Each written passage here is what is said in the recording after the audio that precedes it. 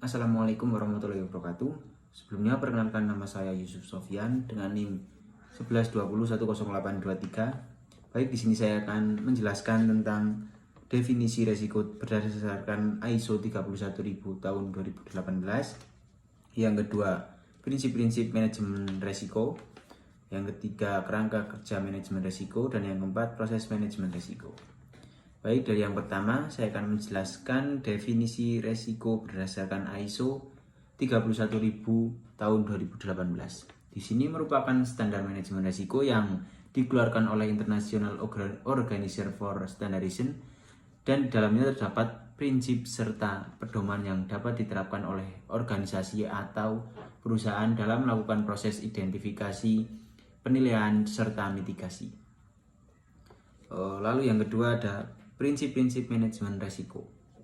Prinsip-prinsip manajemen risiko terdiri dari yang pertama, teridentifikasi, yang kedua, komprehensif dan terstruktur, yang ketiga, dapat disesuaikan, yang keempat, inklusif, yang kelima, dinamis, dan yang keenam, informasi terbaik yang tersedia, dan yang ketujuh adalah faktor sumber daya manusia dan budaya.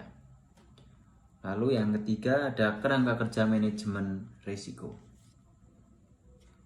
Kerangka kerja manajemen risiko diartikan sebagai seperangkat komponen yang menyediakan landasan atau fondasi pengaturan dan dalam merancang, mengimplementasi, mengevaluasi, dan melakukan perbaikan secara terintegrasi dengan dasar kepemimpinan dan komitmen yang kuat.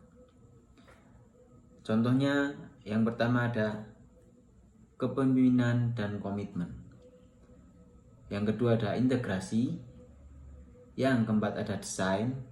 Yang kelima ada implementasi. Dan yang keempat ada evaluasi. Yang keenam ada perbaikan. Baik, lanjut, di sini saya akan menjelaskan proses manajemen risiko. Proses manajemen risiko terdiri dari 5. Yang pertama, identifikasi risiko. Yang kedua ada analisis risiko. Dan yang ketiga, evaluasi risiko. Yang keempat, pengendalian risiko. Yang kelima, mitigasi risiko. Proses manajemen risiko dari identifikasi risiko yang bertujuan serta mengungkapkan sasaran organisasi, lingkungan di mana sasaran hendak dicapai, atau stakeholder yang berkepentingan dan berkeberagaman kriteria risiko. Hal-hal tersebut akan membantu untuk mengungkapkan dan menilai sifat kompleksitas dari risiko. Yang kedua ada analisa risiko yang bertujuan untuk menganalisis kemungkinan dan dampak dari risiko yang telah diidentifikasi. Lalu hasil pengukuran berupa status risiko yang menunjukkan ukuran tindakan risiko dan peta risiko yang menggambarkan gambaran sebaran risiko dalam suatu peta. Lalu yang ketiga ada evaluasi risiko.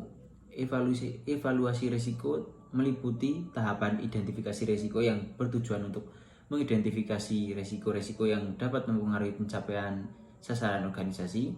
Berdasarkan risiko-risiko yang telah teridentifikasi dapat disusun sebuah daftar risiko untuk kemudian dilakukan pengukuran risiko untuk melihat tingkat risiko. Yang keempat ada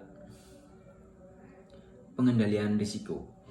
Pengendalian risiko adalah penanganan risiko yang berupa perencanaan atas mitigasi risiko-risiko untuk mendapatkan alternatif solusinya sehingga penanganan risiko dapat diterapkan secara efektif dan efisien.